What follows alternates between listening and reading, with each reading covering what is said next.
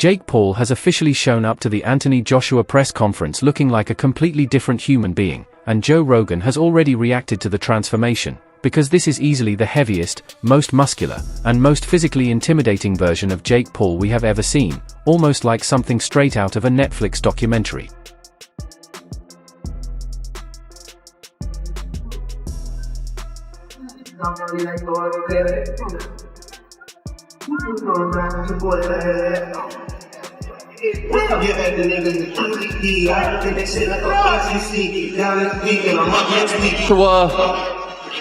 Against the man who dares to dream bigger than them all, the one and only Jake Paul. My brother is fighting Anthony Joshua. The experience difference, Anthony Joshua was a former heavyweight champion. He's knocked out heavyweight champions. Quite the undertaking for Jake. What do you think is going to happen? Expedition. Oh, they're going to go on an expedition. Is that a thing? Exhibition. Exhibition! I want him to cut me up. I want him to break my face. But guess what? He's going to have to kill me to stop me. And I'm ready to die. Seriously ready to die. I'm going to break his face. I'm going to break his body up. I'm going to stomp all over him. That's my mentality, right? That's a fighter's mentality. And I know what's in my heart. I know what's in my mind. And I'm here to compete.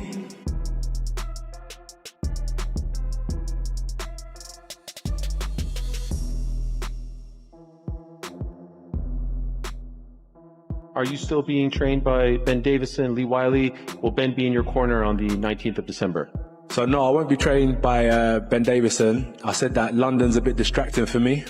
So I was invited to train with Team Usyk. So I've been in Spain. We've been doing some good training out in Spain. And I think he's one of the best in the world. Not I think, he is one of the best in the world.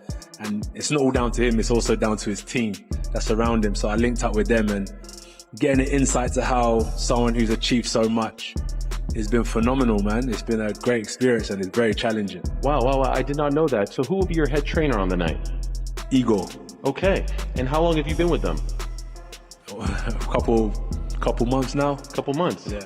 In the darkness, in secret? No, it's not a secret. Are you sparring with Usyk? No, I don't spar with Usyk. Okay. Usyk's, he's training somewhere else at the minute, but he's been in camp, but he's in and out of camp. Okay. So right now he's training somewhere else. Jake, what do you make of these changes? This is some breaking news. Yeah, no, I mean, it's great. I mean, obviously, he's training with the best in the world. He is one of the best heavyweights in the world. We expect nothing less. It's great.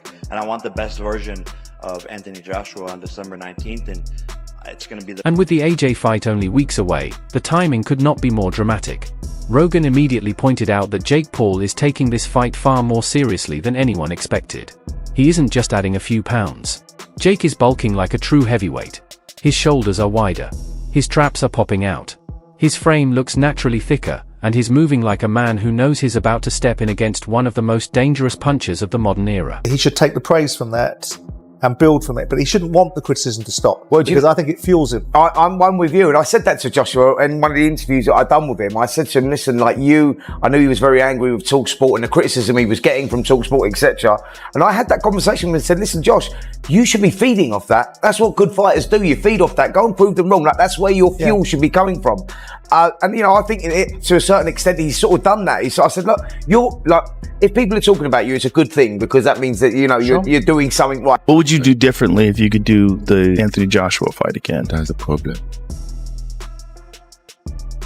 We did everything right. Everything right in preparation. In preparation, we did everything right. You know, like when I fought CB, I went back, I could make a whole list of what I did wrong, what I could have done better. But here, we were very disciplined. We did everything and everybody was professional. You can't say this person did this wrong. This should have been like this. It should have been like that.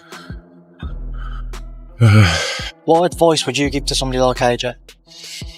That he has a lot of talent and not to get discouraged. He only loses when he quits. When you quit, all the doors, the opportunities close. You know what I mean? You have to be game. And then don't get discouraged if you lose. Listen, you just lost, man got $30 million. You should give Usyk a kiss. Say, can we do this again? Don't let this internalize you. Oh, I can't fight now. This white boy kicked my ass. People are laughing at me. No, he kicked my ass for $50 million or $30 million. I hope he kicks my ass again. But this time it might not work out that way. I'm going to kick his ass.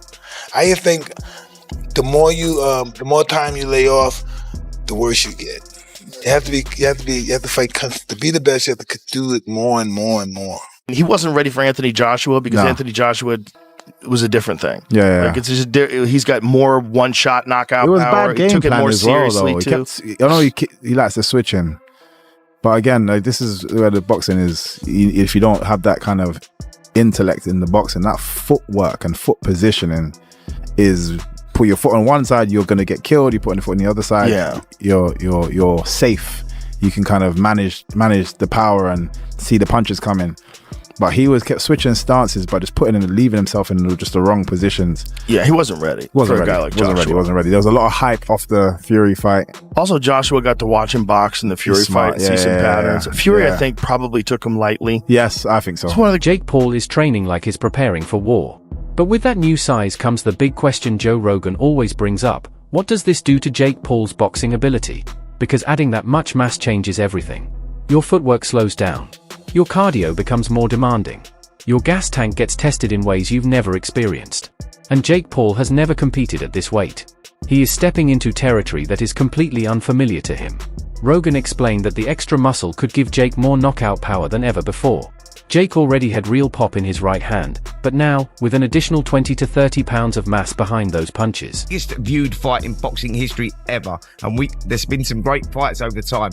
That is insane, isn't it? And the highest paid fighters as well. What Jake Paul, they're an estimated 170 million pounds split between these two. But Jake Paul, is he really that deluded that he thinks that he's going to go in there and beat Anthony Joshua? Do you think he thinks he can do it, Simon? I don't know what he's not he short thinks. in confidence. I don't know what he thinks, but what he does do is he markets himself in the space that he operates in. I don't get this Jake Paul or Logan Paul phenomenon, but I'm not the audience. It doesn't matter what I get. The opportunity for Netflix is that it's a drive to subscribe.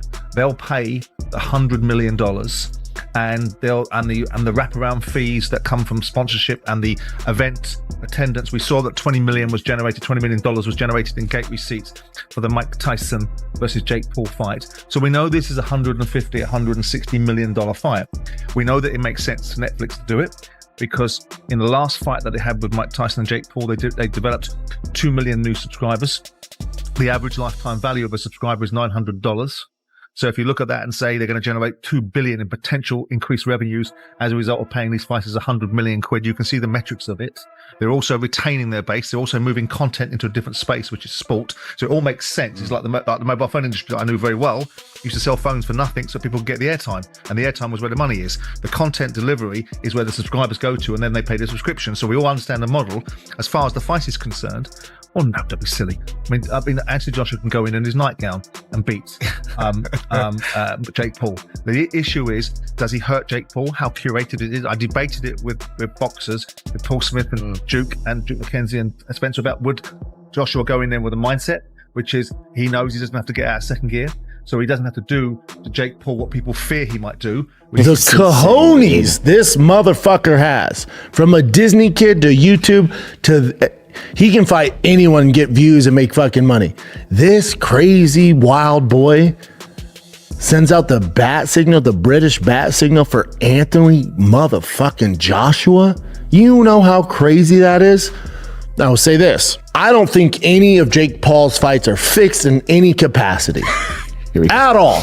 Not even close. I don't get down that narrative. Again, I know online that's a fun narrative, all that shit.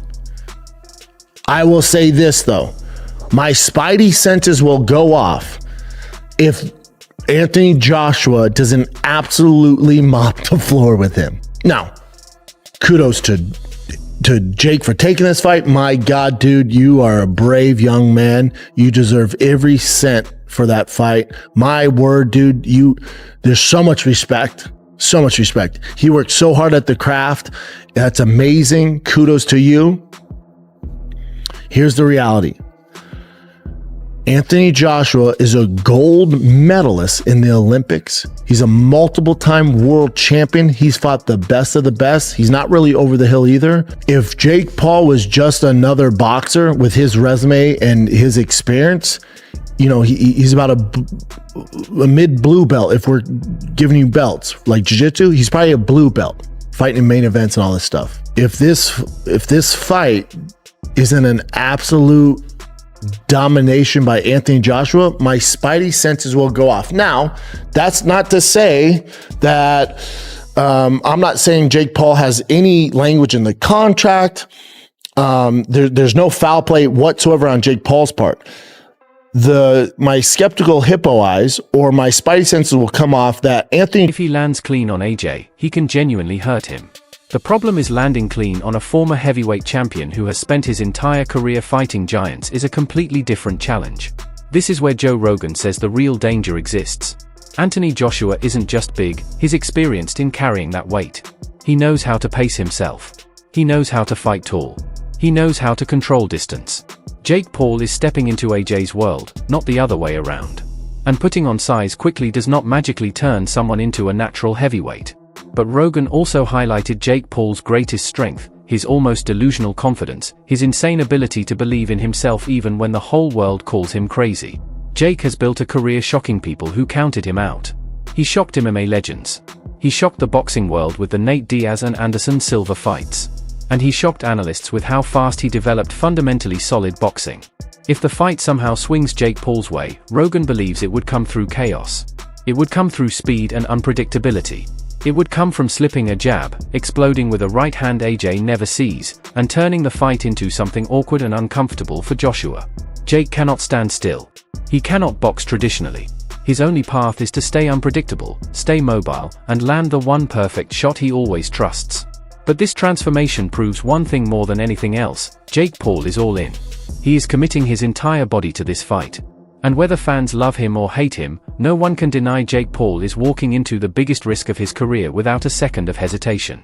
Rogan said it best: Jake Paul might be crazy, but he's the kind of crazy that changes the